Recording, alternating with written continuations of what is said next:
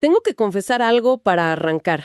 Esta semana hice algo de verdad ridículamente absurdo. A ver, Y lo peor es que mientras lo hacía, o sea, una voz muy clara en mi cabeza me decía que era un error inmenso.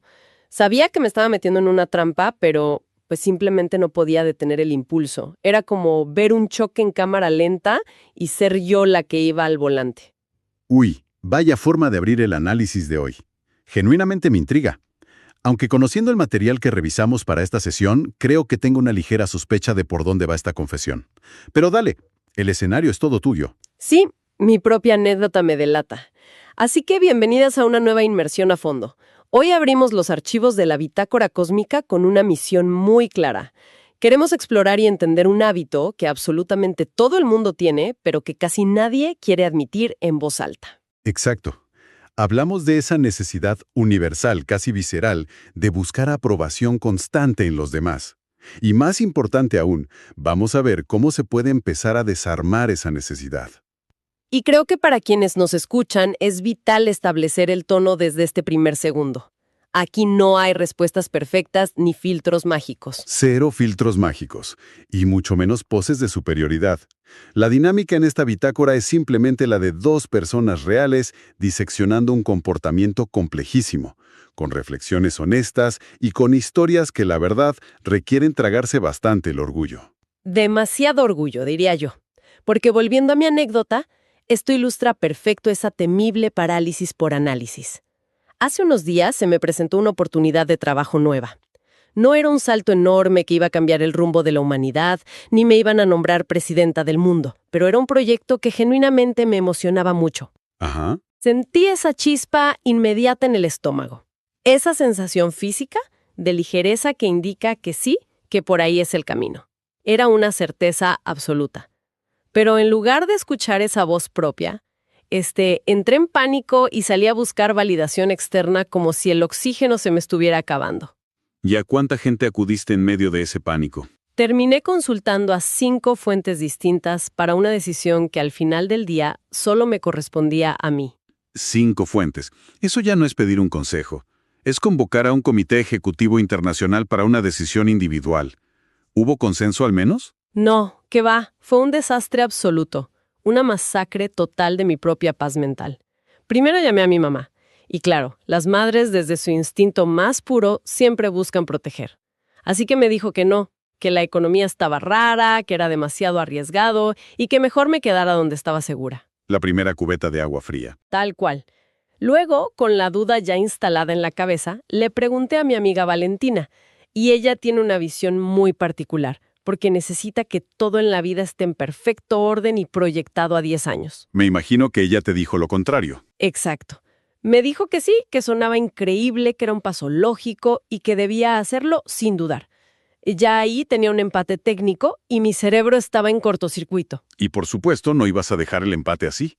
Tuviste que buscar un desempate externo. Obvio. Para desempatar, le mandé un audio larguísimo de 8 minutos a otra amiga, explicándole cada detalle minúsculo, los pros, los contras, mis miedos de la infancia, todo. ¿Y qué te contestó después de 8 minutos de exposición? Me mandó un mensaje de voz de 3 segundos diciendo, «Uy, qué difícil, la verdad, yo en tu lugar no sé qué haría». ¡Guau!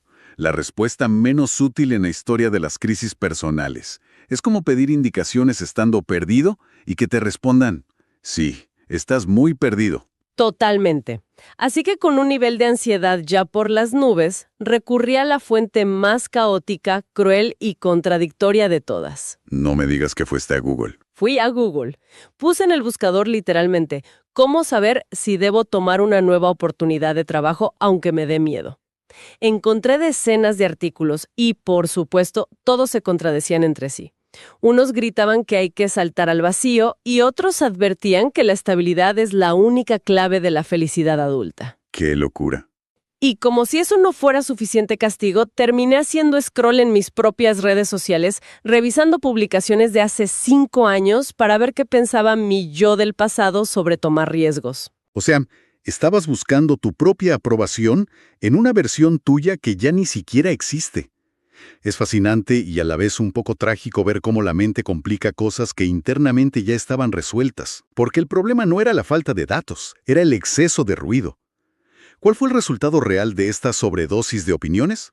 El resultado fue que me quedé completamente paralizada. Estaba tan abrumada y agotada emocionalmente por tratar de reconciliar todas esas voces que simplemente dejé pasar el tiempo. No tomé ninguna decisión. Aplastaste todo. Sí, aplacé el correo, aplacé la llamada y claro, 3 semanas después me enteré de que la oportunidad ya no existía, el proyecto avanzó y se lo dieron a alguien más. Es doloroso ver cómo se desvanece una oportunidad así.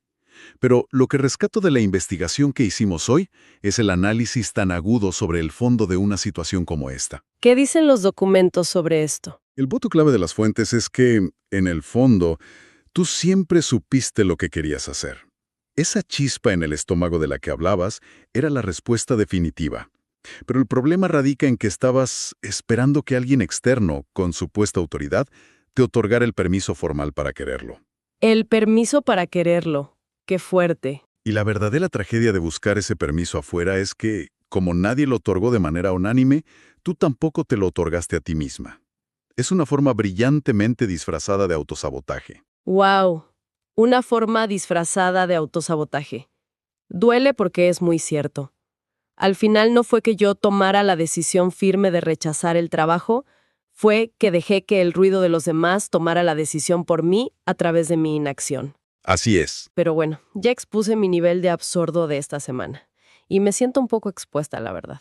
Y sé muy bien que no soy la única en esta mesa que ha caído en esta trampa recientemente. Ay, no. Sí, es hora de hablar de la crisis del like perdido. Sabía que este momento llegaría. No había escapatoria. Y sí, en aras de la vulnerabilidad y de mantener el piso parejo en esta conversación, tengo que relatar mi propia experiencia. Fue una situación profundamente bochornosa, de esas que te hacen cuestionar tu supuesta madurez emocional. Somos todo oídos. Pues hace un par de semanas publiqué una foto común y corriente en Instagram. Nada del otro mundo.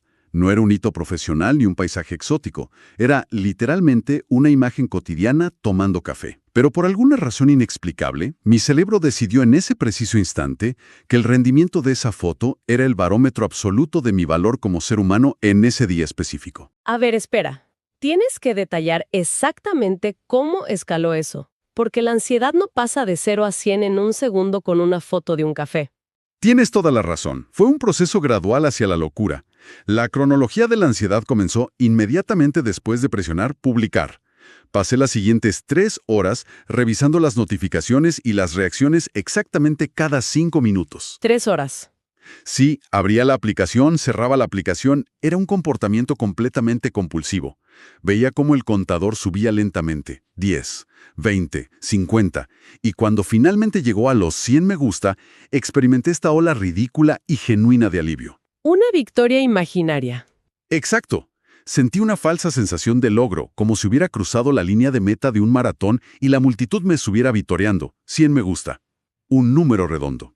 Era la validación perfecta de mi existencia matutina. Hasta que ocurrió la tragedia digital. Hasta que ocurrió el colapso, sí. En una de mis revisiones obsesivas, vi que el número había bajado. Ya no eran 100, eran 99. No puede ser. Uno de esos me gusta había desaparecido. Alguien, en algún lugar del mundo, había decidido que mi foto del café ya no merecía su aprobación y conscientemente retiró su validación. Y aquí viene la parte de la que menos orgulloso estoy en mi vida adulta.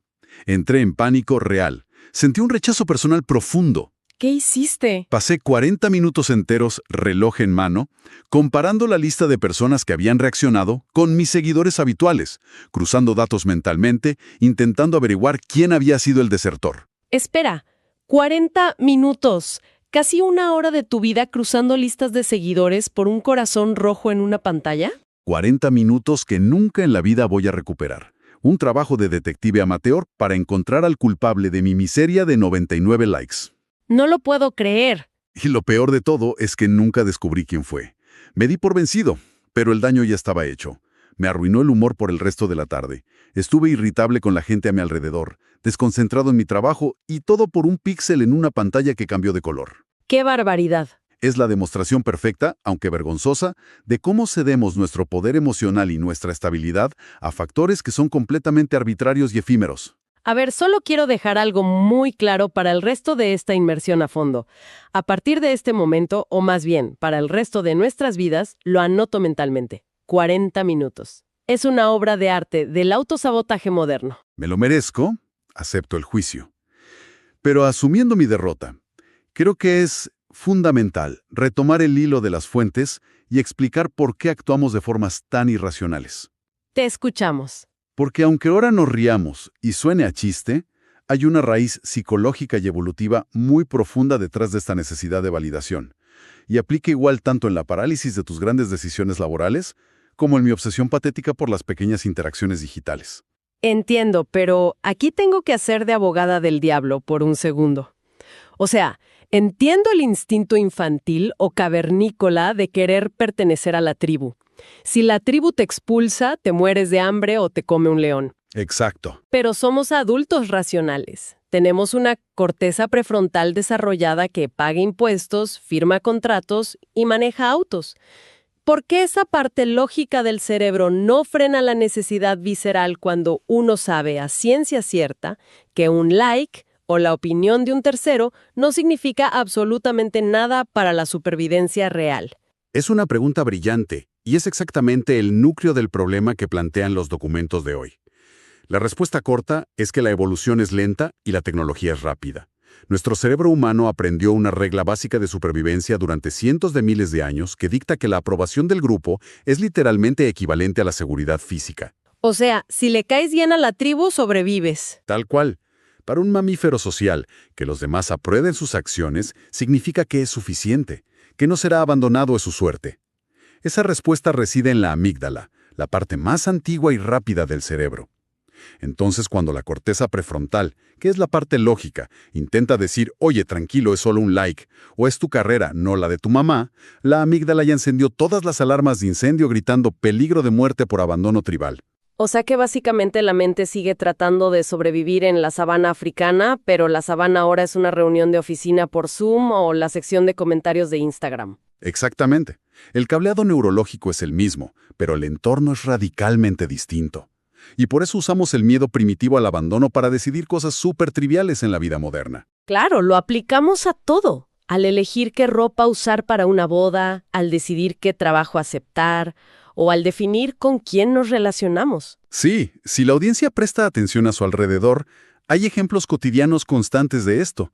Alguien guardándose una opinión perfectamente válida durante una junta de trabajo, simplemente por el terror visceral a generar incomodidad y no caer bien.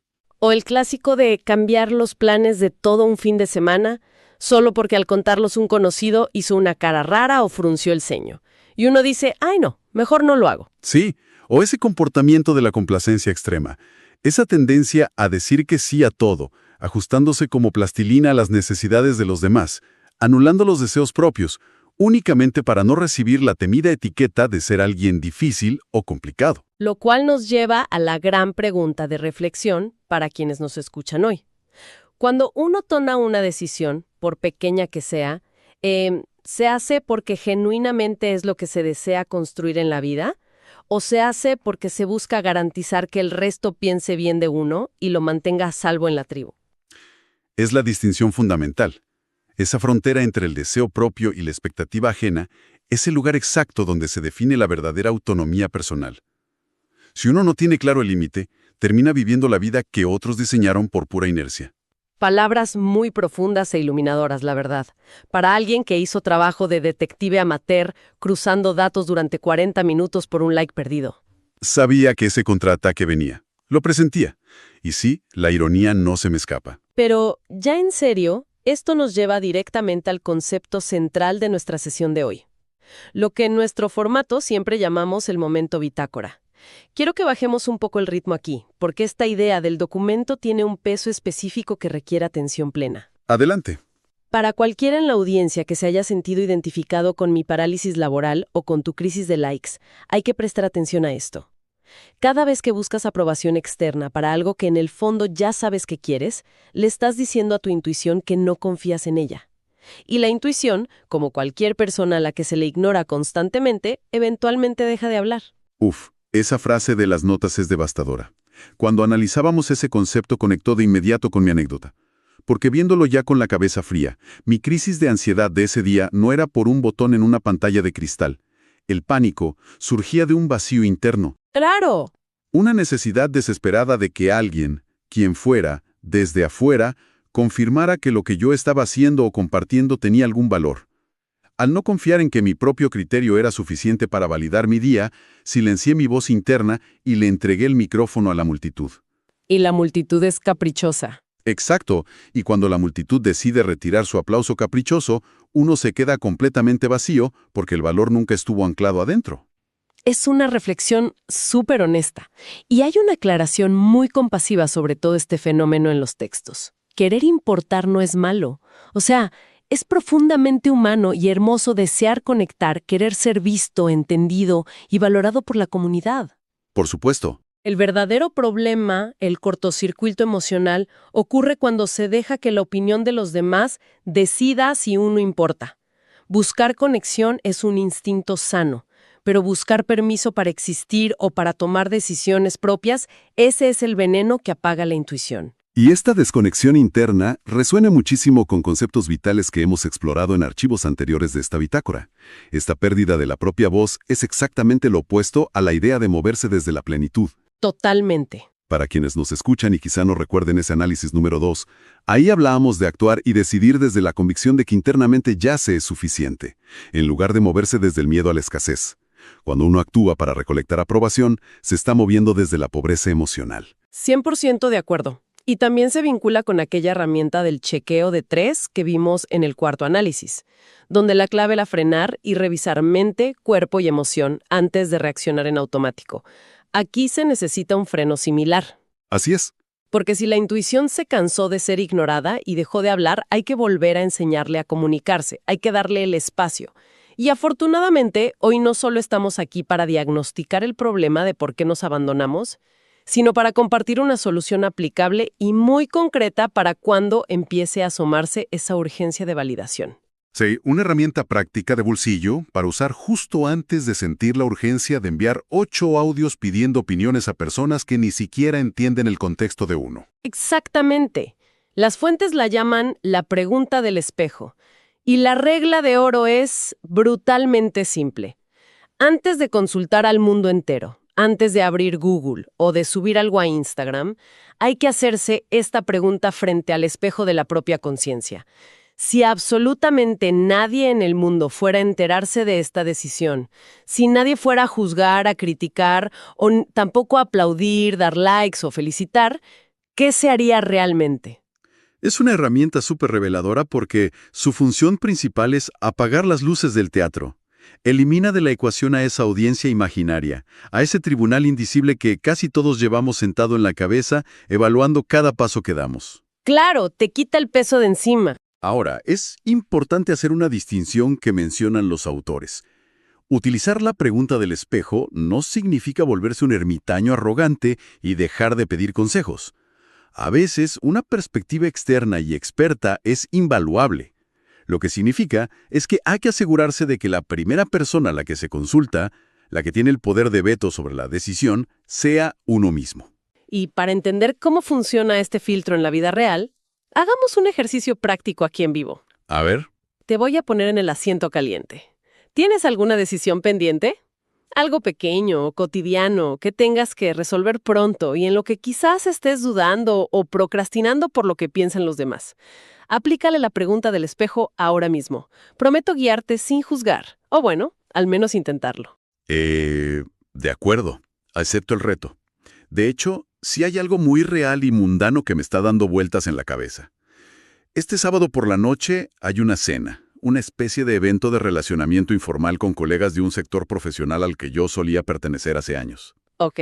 Y pues llevo 5 días posponiendo confirmar mi asistencia. Una parte de mí siente que debería ir por compromiso, para mantener las apariencias, para que nadie piense que me he vuelto un antisocial o que estoy perdiendo vigencia y contactos en el medio. Hasta he estado a punto de escribirle a varios conocidos en común para preguntarles si ellos van a ir, básicamente buscando que ellos decidan por mí. Es el escenario perfecto. Apliquemos la herramienta entonces, pero quiero que vayas profundo. O sea, respira, quita las capas y responde con total honestidad. Si nadie en el sector se fuera a enterar de tu decisión, si no hubiera fotos del evento en redes sociales, si absolutamente nadie le importara quién asistió y quién no, si nadie fuera a aplaudir tu presencia ni a criticar tu ausencia en los pasillos el lunes, ¿qué harías este sábado por la noche? Es complicado porque la mente de verdad intenta hacer trampa. Si nadie se entera, mi primer pensamiento es que igual sentiría que me estoy perdiendo de oportunidades de negocio.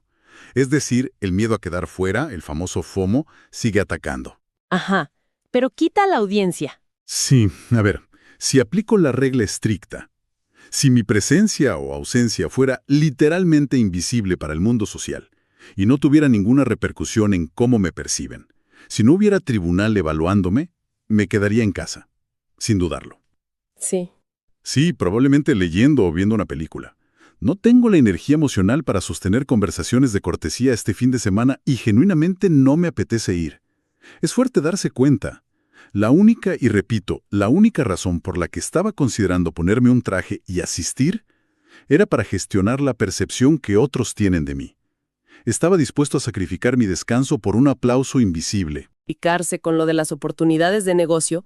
Cuando realmente quitaste a la audiencia de la ecuación, la verdad emergió súper limpia y clara. Es sorprendente lo liberador que se siente simplemente admitirlo en voz alta. Soltar de tajo el peso de la imagen. Y con esa claridad que acabas de encontrar, llegamos al momento de establecer la acción de la semana para la gente que nos acompaña hoy en esta bitácora. Excelente. El resumen de todo este aprendizaje se condensa en una sola tarea muy sencilla pero retadora. En los próximos días, antes de publicar algo en redes sociales, antes de cambiar un plan porque a alguien no le pareció, o antes de salir corriendo a pedir validación para una decisión que en el fondo ya está tomada, hay que darse el espacio, la pausa sagrada, para hacer la pregunta del espejo. Si nadie se fuera a enterar, ¿qué haría yo? Una pausa necesaria. Y ojo aquí, el objetivo inicial no es siquiera tener la valentía u obligación de actuar sobre esa respuesta inmediatamente. El objetivo primordial es simplemente escucharla, darle permiso a esa voz interna de existir antes de ir a buscar ruido afuera. Creo que es una tarea fundamental para recuperar la soberanía sobre nuestras vidas. Y a modo de cierre personal, reflexionando sobre todo lo que hemos revisado hoy, me doy cuenta de que yo subestimaba enormemente el impacto de mis propias acciones. Pensaba que mi anécdota de los 40 minutos perdidos cruzando listas por un like era solo una tontería graciosa, un desliz sin importancia. Sí, uno tiende a minimizarlo. Pero hoy entiendo que esas pequeñas obsesiones cotidianas son en realidad indicadores gigantescos. Son alarmas rojas brillando en el tablero de control, mostrando exactamente dónde estamos depositando nuestro valor propio. Cuando externalizamos nuestra valía en algo tan frágil e incontrolable como la aprobación ajena constante, nos volvemos prisioneros voluntarios de un jurado que ni siquiera conocemos bien. Qué gran forma de verlo. Y para cerrar esta inmersión a fondo con la poesía y la fuerza que el tema amerita, hay que recordar algo. La vida moderna exige recordar que no se necesita que el mundo entero entienda, apruebe o esté de acuerdo con el camino que se elige caminar. No hace falta la cara de validación constante de los padres, de los amigos o de los seguidores, ni el aplauso unánime de la tribu. Exacto. Lo único verdaderamente indispensable es saber el porqué detrás de la acción y asegurarse con firmeza de que esa razón nazca de adentro, de la propia brújula. La aprobación más importante, la más resistente a las tormentas y la única que realmente sostiene cuando todo lo externo falla, es la que uno se otorga a sí mismo frente al espejo. Esa aprobación nadie en el mundo la puede dar y, más importante aún, absolutamente nadie la puede quitar. Un cierre redondo y superpoderoso para nuestra sesión de hoy. Y antes de despedirnos, hay que mencionar que la próxima inversión a fondo tratará sobre un tema denso, una carga pesada que casi todos arrastramos, pero que muy pocos nombran abiertamente: el resentimiento. Temazo. Sí, los archivos nos llevarán a explorar por qué soltar el pasado no significa necesariamente perdonar al ofensor, sino liberarse uno mismo del veneno. Analizaremos cómo el cuerpo guarda, acumula y somatiza como un archivo implacable todo aquello que la mente decide ignorar convenientemente por evitar el conflicto. Será un análisis intenso y súper necesario. Sin duda lo será. Prepárense para esa conversación. Pero antes de desconectarnos por hoy, Hay un pensamiento final, una idea provocadora que ha estado rondando por debajo de todo nuestro análisis y que quiero dejar flotando para que la audiencia la mastique con calma. A ver. Si esta necesidad de aprobación es un mecanismo de supervivencia infantil y tribal profundamente enraizado en la evolución biológica, imaginemos por un segundo las implicaciones de vivir en un mundo moderno donde las inmensas plataformas digitales y sus algoritmos están diseñados matemáticamente con ingenieros de atención y precisión quirúrgica para secuestrar y hackear ese exacto instinto primario. Escalofriante. La pregunta que queda resonando en el aire es, ¿cómo se puede empezar a recuperar la verdadera autonomía mental y emocional en espacios virtuales que literal y deliberadamente han monetizado la necesidad biológica humana de sentirse seguros a través de la aprobación del grupo? Wow. Una de esas preguntas que te quitan el sueño y te hacen repensar toda tu relación con la tecnología. Así es.